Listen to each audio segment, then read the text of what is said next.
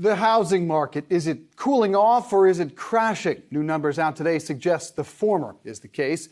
As any prospective buyer well knows right now, prices are higher than they were a year ago and dramatically more than they were pre-pandemic. However, those price gains are slowing down at a record pace. The annual rate of price appreciation fell 2 percentage points from 19.3 to 17.3% in June. That's according to mortgage software firm Black Knight. How far are we from normal? Well, we'd need 6 more months of that kind of deceleration to return to long-run growth averages. Ultimately here, the lack of inventory will keep prices elevated, supply up 22% over the last 2 months, but more than 50% below pre-pandemic levels.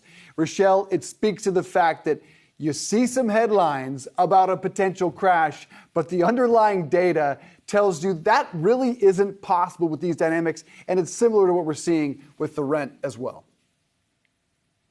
I mean, you're right. We still see, obviously, this imbalance between supply and demand at the moment. And we are seeing a similar dynamic taking shape in a record-shattering rental market. Nationally, average apartment rents rose 9.4% in the second quarter. That's according to data firm CoStar. And while that's bad, it is actually good news. It's down from the 11% increase in the prior quarter.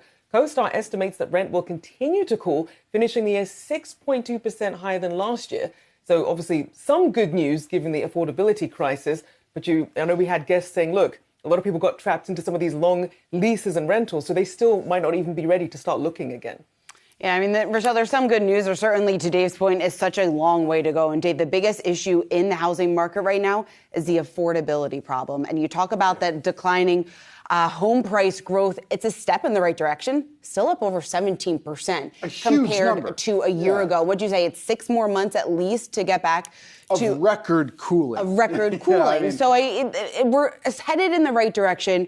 We talked to guest after guest after guest who says the housing market is going to cool. We're seeing that happen. But I think the big question is, how significantly is it going to cool from here? Yeah, I mean, it would be just about impossible, given the dynamics, given the numbers we have, for prices to actually crash. So all indications are we will continue to cool off throughout the year. But still, this is a real problem when it comes to affordability with rents, and lesser a problem when it comes to single-family homes, where the inventory is beginning to pick up.